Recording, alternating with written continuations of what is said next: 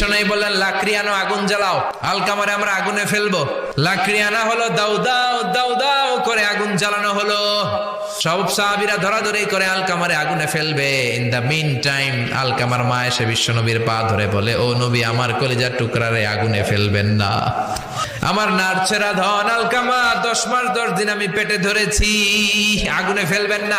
বিশ্বনবী বললেন, তাহলে মাফ করছো কিনা বলো। চোখের পানি ছেড়ে দিয়ে বলে, নবী জান, আলকামার ব্যাপারে আমার মনে আর কোনো দুঃখ নাই, আমার ছেলেটারে তারপরেও আপনি আগুনে ফেলবেন না, আমি আমার আলকামারে মাফ করে দিলাম।